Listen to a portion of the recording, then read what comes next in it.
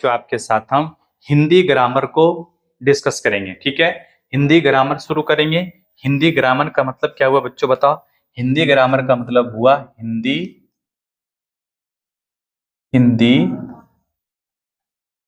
व्याकरण। ठीक है, हिंदी व्याकरण।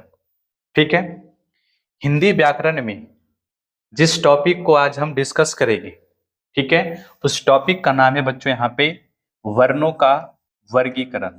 ठीक है, वर्णों का वर्गीकरण। ठीक है, तो आज की क्लास में बच्चों हम आपके साथ हिंदी व्याकरण में वर्णों का वर्गीकरण को डिस्कस करेंगे। ठीक है, चलो तो शुरू करते हैं।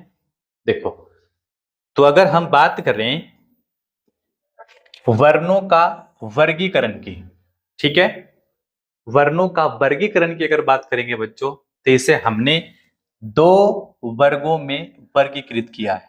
कितने वर्गों में वर्गीकृत किया बताओ? दो वर्गों में। वर्णों को हमने दो वर्गों में वर्गीकृत किया है।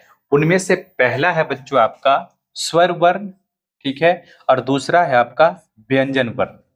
ठीक है, पहला आपका क्या है बताओ? स्वर वर्ण, और दूसरा है आपका व्यंजन वर्ण। ठीक है, तो आज की क्लास में बच्चों हम मूल रूप से स्वर वर्ण की चर्चा करेंगे। स्वर वर्ण के बारे में हम डिस्कस करेंगे। ठीक है, और नेक्स्ट क्लास में बच्चों आपके साथ हम व्यंजन के बारे में डिस्कस करेंगे। तो इसकी बात बच्चों हम क्या करेंगे नेक्स्ट क्लास में। अभी हम बात करेंगे स्वर वर्ण के बारे में। ठीक है, चलो, तो अगर बच्चों यहाँ पे हम स्वर वर्ण की बात करेंगे, तो स्वर वर्ण किसे कहते हैं बताओ? किसे कहते हैं? तो हम सभी क्या बताएंगे बच्चों? हम सभी बताएंगे, ठीक है, ऐसे वर्ण जो स्वतंत्र रूप से बोले जाते हैं स्वर वर्ण कहलाते हैं। ऐसे वर्ण जिसे बोलने के लिए किसी की सहायता नहीं लेनी पड़े, स्वतंत्र रूप से बोलें, उसे क्या कहते हैं? स्वर वर्ण कहते हैं। क्या कहते हैं बच्चों बताओ? स्वर वर्ण कहते हैं। ठीक है, क्लियर है?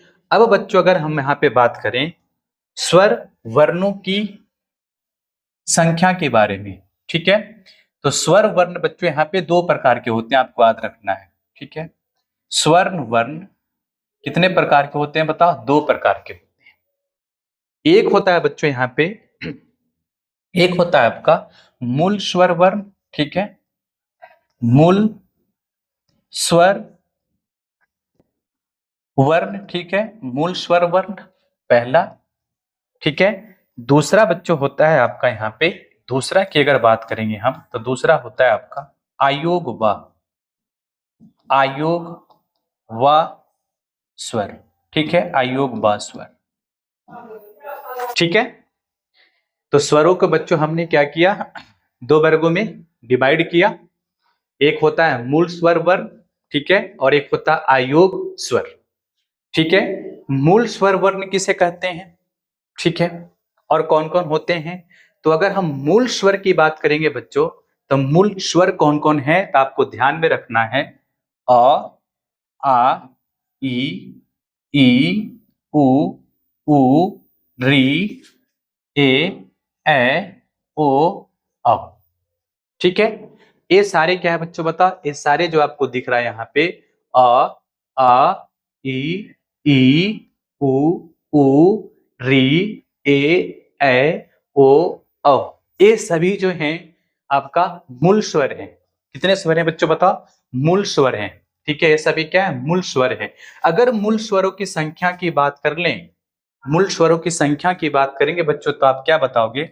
1 2 3 4 5 6 7 8 9 10 11। क्या बताओगे बच्चों? बताओ कि मूल स्वर की जो संख्या है वो कितना है बताओ? 11 है। कितना है? 11 है। ठीक है, दूसरा है आपका आयोग व स्वर। आयोग व स्वर, देखो, तो आयोग व स्वर कौन कौन है? ठीक है, एक है बच्चों यहाँ पे देखो आपका अन, इसे क्या कहते हैं? अनुस्वर। क्या कहते हैं? अनुस्वर। और एक आपका है आ, ठीक है, इसे क्या कहते हैं? विसर्ग। क्या कहते हैं? विसर्ग। तो आयोग ब कौन कौन है? आयोग ब कौन कौन है? अन और आ। ठीक है, अनुस्वर और विसर्ग। ठीक है, तो इसकी संख्या की बात करेंगे बच्चों तो कितना होगा बताओ? इसकी संख्या की बात करेंगे तो कितना होगा? 2। ठीक है, कौन कौन है तो आप बताओगे कि सर एक तो अन हो गया, ठीक है, और दूसरा क्या है बच्चों बताओ? आ। ठीक है, आ। ठीक है, क्लियर है? तो टोटल टोटल स्वरों की बात कर लेंगे तो कितना होगा बताओ? टोटल स्वरों की बात की करेंगे तो कितना होगा? कुल स्वर की बात करेंगे बच्चों कितना होगा? 11 और 2 13। 11 और 2 13 होगा। ठीक है, चलो आगे बढ़ते हैं बच्चों। देखो, अब बच्चों के यहां पे हम बात करें स्वर वर्ण की। ठीक है, स्वर वर्ण की। तो स्वर वर्ण को बच्चों हमने आगे दो भागों में डिवाइड किया है, दो वर्गों में वर्गीकृत किया है। स्वर वर्ण को हमने कितने वर्गों में वर्गीकृत किया है तो आप बताओगे कि सर स्वर वर्ण को हमने दो वर्गों में वर्गीकृत किया है। उनमें से है पहला हर्ष स्वर, ठीक है, और दूसरा क्या है? दीर्घ स्वर। हर्ष स्वर और दूसरा दीर्घ स्वर। हर्ष स्वर किसे कहते हैं बताओ? तो वैसे वर्ण जिनके उच्चारण में कम समय लगते हैं, जिनके उच्चारण में कम समय लगते हैं उन्हें हर्ष स्वर कहते हैं।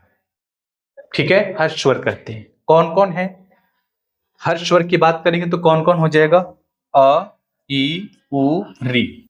ठीक है, अ, ई, उ, री। ठीक है, अगर इसकी संख्या की बात करेंगे तो संख्या कितना होगा बच्चों बताओ? तो आप बताओगे कि सर संख्या की अगर बात करेंगे तो 1 2 3 4 कितने होंगे बच्चों बताओ? 4। तो हर स्वर की संख्या आपको याद रखना है, कितने होते हैं? 4 होते हैं। कौन कौन होते हैं ये भी आपको ध्यान में रखना है। तो संख्या में 4 कौन कौन है? अ, ई, उ, री। ठीक है, चलो दूसरा देखो। दूसरा आपका क्या है? दीर्घ स्वर। ठीक है, दीर्घ स्वर। तो दीर्घ स्वर किसे कहते हैं बताओ? जिनके उच्चारण में हर्ष स्वरों से दुगना समय लगता है। ठीक है, जिनके उच्चारण में हर्ष स्वरों से दुगना समय लगता है उसे क्या कहते हैं बच्चों बताओ? दीर्घ स्वर। जैसे देखो, ए, इसको क्या पढ़ेंगे? अ। इसको क्या पढ़ेंगे? आ। इसको क्या पढ़ेंगे? ई। इसको क्या पढ़ेंगे? ई। इसको क्या पढ़ेंगे? उ। इसे क्या पढ़ेंगे? उ। ठीक है, तो हम यहाँ पे क्या देख रहे हैं कि जितना समय हर स्वर में लग रहा था उससे ज्यादा समय उच्चारण करने में, उससे ज्यादा समय किसमें लग रहा है बताओ? दीर्घ स्वर। तो दीर्घ स्वर किसे कहते हैं? जिनके उच्चारण में हर स्वर से दुगना समय लगता है उसे क्या कहते हैं? दीर्घ स्वर। क्लियर है? अब अगर हम बात कर लेते हैं दीर्घ स्वर की, तो दीर्घ स्वर कौन कौन है आपको ध्यान रखना है।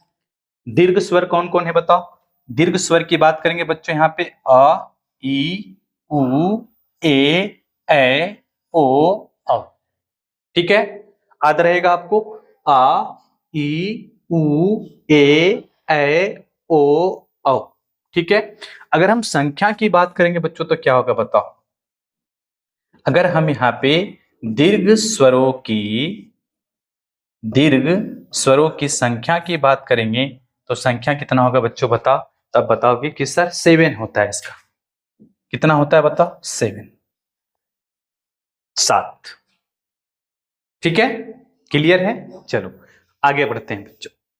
देखो, अब है आपका यहाँ पे दीर्घ स्वर। क्या बताओ? दीर्घ स्वर। अब देखो, दीर्घ स्वर को बच्चों हमने क्या किया है? दो वर्गों में से वर्गीकृत किया है। आगे हमने दीर्घ स्वर को भी हमने दो वर्गों में डिवाइड किया। दीर्घ स्वर की संख्या कितना था बताओ? 7। इसे भी हमने क्या किया? दो वर्गों में डिवाइड किया। दो वर्गों में डिवाइड किया, उनमें से पहला है आपका बच्चों मूल दीर्घ स्वर। मूल दीर्घ स्वर। देखो, मूल दीर्घ स्वर कौन कौन है तो आपको याद रखना है। मूल दीर्घ स्वर की संख्या 3। कौन कौन है बताओ? आ, ई, उ। ठीक है, आ, ई, उ। ठीक है, ये क्या हो गया आपका? मूल दीर्घ स्वर। मूल दीर्घ स्वर हो गया। ठीक है, संख्या कितना है? 3 है, ध्यान रखना है। दूसरा है बच्चों आपका संयुक्त स्वर। संयुक्त स्वर दूसरा क्या है? संयुक्त स्वर का मतलब क्या हो? दो स्वरों की मेल से बनेगा। तो संयुक्त स्वर की संख्या क्या कहोगे आप? 4। कौन कौन है बच्चों बताओ? ए, ओ, औ। ठीक है, ए, ओ, औ। तो संख्या 4 है, याद रहेगा आपको। देखो जैसे यहाँ पे देखो, अगर हम ए बनाएंगे ए, तो कैसे बनेगा बताओ? अ प्लस ई या फिर अ प्लस ई जोड़ेंगे तो क्या बनेगा? ए।